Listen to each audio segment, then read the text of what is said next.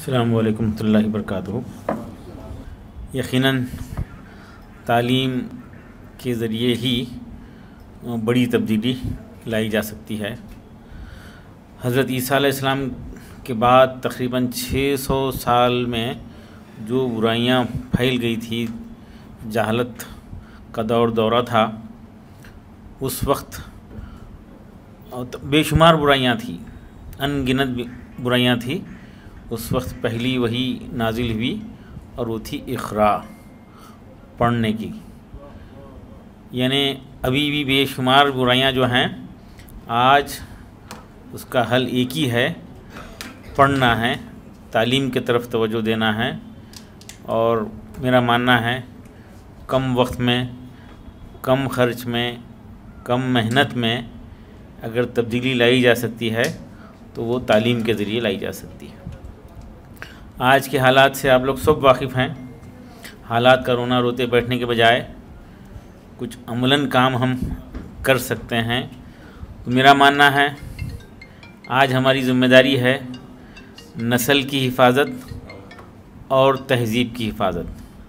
वही कौमें ज़िंदा रहने का हक़ रखती हैं जो अपनी नस्ल की हिफाजत करती हैं और अपनी तहज़ीब की हिफाजत करती हैं। मैं अक्सर ज़िक्र कर रहा हूँ, इस काफ के लिए एतराज़ आया था, कौन ज़बरदस्ती कर रहा है हमारी बेटियों को लेगिंग्स पहनने के लिए। नाना दादा नसीहत करने के मौक़िफ़ में नहीं हैं कि बेटा ये कपड़े पहनने के लिए हैं, चिपकाने के लिए नहीं। कौन जो है इस पे तकरीर कर रहा है, कौन से ज़िम्मेदारान इस्लाह माशरा के इस पर गुफ्तगू कर रहे हैं, कौन फ़िक्र कर रहे हैं, दूर दूर तक महसूस नहीं हो रहा। ये हम अपनी तहज़ीब को ख़ुद तबाह कर रहे हैं और इंतज़ार भी कर रहे हैं कि आओ हमको बिगाड़ो। कौन बोल रहा है हमारे नौजवानों को कि बेटा ये पैंट फाड़ कर पहनो। कौन ज़बरदस्ती कर रहा है पैंट फाड़ कर पहनो। मैं नौजवान को बुलाकर पूछता हूँ, मोहब्बत से बोलता हूँ, बेटा क्या नाम है, खैरियत के बाद पूछता हूँ कि बेटा ये पैंट आपका फटा हुआ है, क्या आपके मम्मी डैडी अब्बा अम्मी खुश हैं? तो 99% बोलते हैं खुश नहीं हैं। तो मैं बड़ी मोहब्बत से बोलता हूँ, बेटा अब्बा अम्मी खुश नहीं हैं तो अल्लाह भी खुश नहीं है। फिर ये भी पूछ लेता हूँ, बेटा कपड़ा फट जाए तो सी कर पहनना सुन्नत है, अच्छे कपड़े को फाड़ कर पहनना सुन्नत के साथ बगावत है? तो मैं रिक्वेस्ट करता हूँ नौजवान से, बेटा इसको जला दो, किसी को देने की भी ज़रूरत नहीं है। हमारे नौजवान अजीब व गरीब बाल बनाकर घूम रहे हैं, पता नहीं कहाँ से आ गया है, घर में कोई जो है उसको नहीं बोल रहा। मैं नौजवान को बुला के पूछता हूँ, बेटा इससे आपके अम्मी अब्बा खुश हैं? तो 99% बोलते हैं खुश नहीं हैं। तो मैं बताता हूँ, अम्मी अब्बा खुश नहीं हैं तो बेटा अल्लाह भी खुश नहीं है। 24 घंटे शैतान को खुश करके तुम तरक्की कैसा करेंगे। आज नौजवान बच्चे मोबाइल का शिकार, पूरा तर्ज़ ज़िंदगी बिगड़ गया है, तर्ज़ ज़िंदगी बिगड़ गया है। 11 बजे तक सो रहे हैं, रात में 3 बजे घरों को वापस आ रहे हैं। सब बेबस हैं, कोई बोलने वाला नहीं। हम एक पूरे हालात को नहीं सुधार नहीं सकते, एक बच्चे को तो रोक सकते हैं, ख़ानदान के एक भाई भतीजे को, पड़ोस के एक बच्चे को बोल सकते हैं, बेटा ये गुटखा नहीं खाना चाहिए, ये गुटखा नहीं खाना चाहिए, ऐसे हालात नहीं होना चाहिए। अजीब व गरीब हालात हैं, पूरी सेहत बर्बाद हो रही। नस्ल की नस्ल अजीब व गरीब किस्म की ग़िज़ा, पैक्ड फूड खा के सेहत ख़राब हो रही। हम देख रहे हैं हमारे माशरे में रात में 11 बजे, माफ़ करना, बड़ा अफसोस होता है, रोंगटे खड़े हो जाते हैं। शेरवान निकाल के रात में 11 बजे शादी खाने में जा रहे हैं, माफ़ी चाहते हुए। मुझे तो देख के शर्म आती है ये घटिया हरकत, और कोई बोलने वाला नहीं। 11 बजे जमा हो रहे हैं, 2:30-3 बजे तक वहाँ पे रह रहे हैं। वो कौम कैसा तरक्की कर सकती है? बदतरीन निकाह वो है जिसमें ज़्यादा खर्च हो, उसमें जाने वाला, मुस्कुराने वाला, खाने वाला, मुबारक देने वाला भी गुनाहगार, खाने वाला भी गुनाहगार। इसका तो एहसास ही ख़त्म हो गया। 20% कौम का सरमाया नस्ल की शादियों के लिए लगाया। नौजवान यहाँ से गया सऊदी को, 3 बहनों की शादी, फिर अपनी शादी, बेटियों की शादी, बेटों की शादी। क्यों पैदा हुई मियाँ? शादियों के लिए। पूछा गया नौजवान को क्यों ऐसे हालात हैं?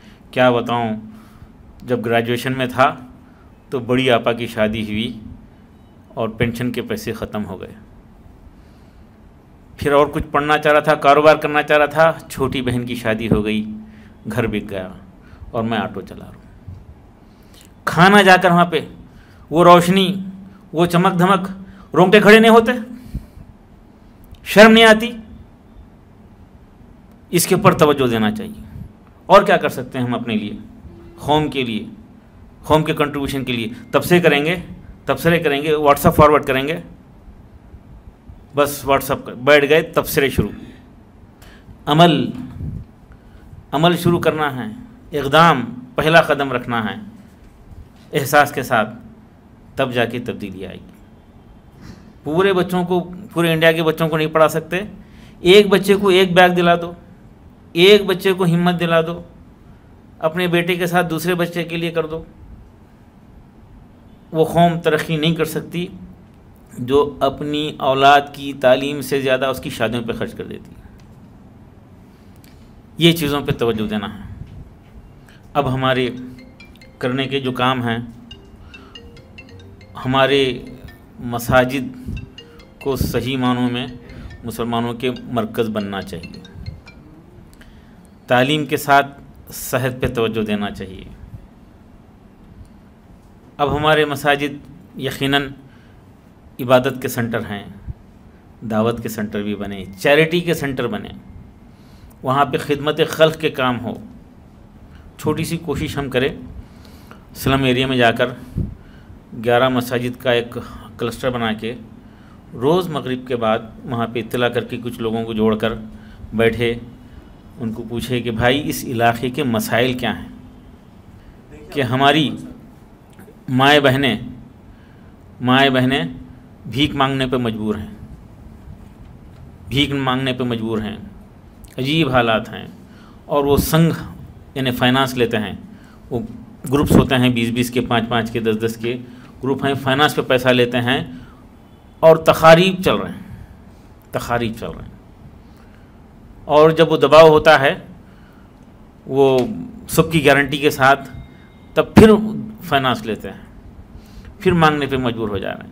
हमारे नौजवान, फिर मैं मालूम करा कि और क्या मसाइल हैं, तो नौजवान फारिग हैं, 400 रुपये कमाता है, 200 रुपये खाने और पीने में खर्च कर देता है, गुटखा खाने और दीगर चीज़ों में खर्च करता है, 200 रुपये घर को लेके आता है।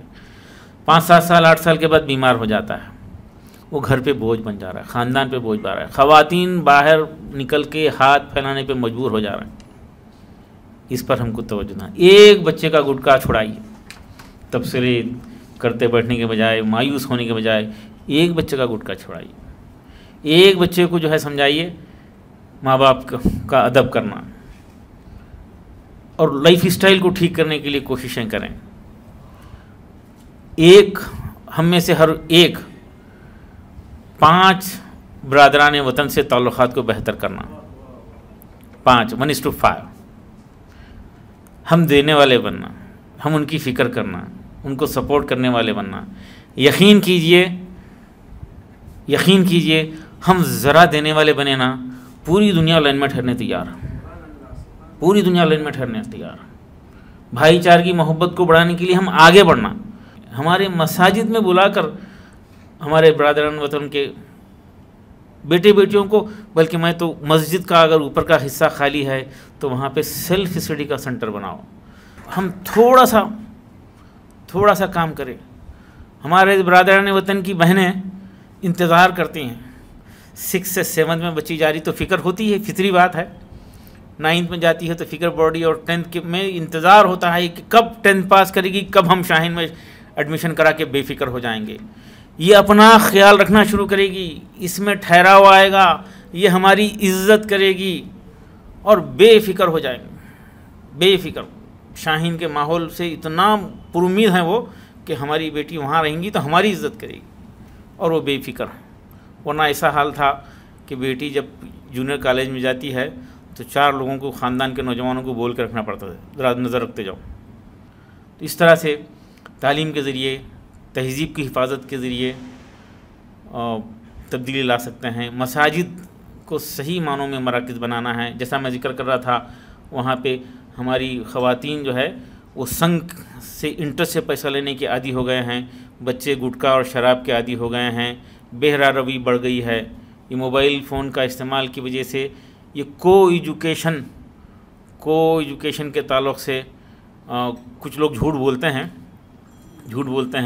नहीं वो डिपेंड करता है वगैरह वगैरह, बल्कि झूठ बोलते हैं, सरासर झूठ बोलते हैं। उस एज में नुकसान होता ही है को एजुकेशन से। मैं हमारे बेटियों से पूछ लेता हूँ, अब तक 4-5 साल में 4000 स्टूडेंट से बात करा हूँ, पूछ लेता हूँ, बेटा ये को एजुकेशन में की वजह से मुतासिर होने में, इम्प्रेस करने और इम्प्रेस होने में कितनी एनर्जी, फोकस, वक्त, ध्यान परसेंटेज वाइज वेस्ट हो जाता है। तो आप ये बात, मैं माँ और बेटी बाजुक वालिद बैठे हुए हैं, दोनों बुरखे में हैं, पूछ लेता हूँ। उनको कभी कोई ज़िंदगी में नहीं पूछा। मैं अब तक 4-5 हज़ार लोगों से ये बात करा हूँ, पूछ लेता हूँ। तो आप अंदाज़ा लगाइए क्या जवाब आता होगा। इट इज़ 70%, बल्कि अब जो है ये इस साल से जो आ रहा है, जवाब आ रहा है 80% सर, माँ की मौजूद में बेटी बोल रही है। और ये 4-5 साल पहले तक जो है 70% का एवरेज आता था। इतनी एनर्जी ज़ाया होने के बाद बाकी क्या रह जाएगा कंपटीशन के लिए? बाकी क्या रह जाएगा?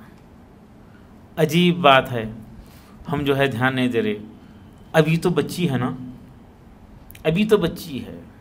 उसको कपड़े चिपका रहे हैं, फाड़ के पहना रहे हैं, इधर से कट कर दे रहे हैं, उधर से कट कर दे रहे हैं, बालों की ये हालत है, वो हालत, अभी तो बच्ची है। और हालत ये है, लोग बेहिसी का इस दर्जा जो है मुजाहरा कर रहे हैं। बेटी थोड़ी है, बेटा है, क्या होता बेटा है। ये अल्फाज जो है हिम्मत अफजाई के लिए बोल रहे हैं बच्चे की, उस पर तवज्जो देना चाहिए। 5-10 साल 15 साल की बात है, ये सिलसिला चला तो ख़ानदानी निज़ाम दरहम बरहम हो जाएगा, तबाही की तरफ। ख़ानदानी निज़ाम दरहम बरहम हो जाएगा, अजीब व गरीब हालात हो जाएंगे, बेरा रवी बढ़ जाएगी, बिल्कुल फितरत के ख़िलाफ़ जो है सिलसिला बढ़ जाएगा। गुलबर्गा यूनिवर्सिटी में गोल्ड मेडल के जो है जब लिस्ट देखा मैं, 65% गर्ल्स हैं, 35% बॉयज़ हैं। अब मेरे पास शाहीन में रिज़ल्ट आया तो लोग ताज्जुब से करते हैं, बॉयज़ भी पढ़ते हैं क्या आप पास? Boys are performing better than girls in Shaheen. Culture दो, डिसिप्लिन दो, बॉयज़ में ज़्यादा सलाहियत है। बेटियों को एहसास है इज़्ज़त की ज़िंदगी गुजारना है तो पढ़ना है, रिस्पेक्ट की ज़िंदगी गुजारना है तो पढ़ना है। काश कि ये एहसास हमारे बेटों में भी आ जाए। देखिए, अब तफसीर करने का वक्त ख़त्म, अमल शुरू करना है। कैसा का अमल करेंगे? आज से निकाह की दावत में शिरकत का बायकाट करके उठना है यहाँ से। अफसोस, मुझे तो शर्म आती है, रोंगटे खड़े हो जाते हैं, चमक धमक अटेंड नहीं करता मैं। कभी इत्तेफाकन गया था, जैसे ही रोशनी आती है शर्म आती है मुझे, रोंगटे खड़े हो जाते हैं। बुरा नहीं लगता? अगर बुरा नहीं लगता तो फिर से गौर करना शुरू कीजिए। बुरा लगना चाहिए। सुन्नत का मजाक हो रहा, मेरी सुन्नत कहा गया है। एक नेक अमल जहाँ से ज़िंदगी शुरू होती है उसको इस दर्जा जो है उसको बदनाम करते हैं। प्लीज़ फ़ैसले कीजिए।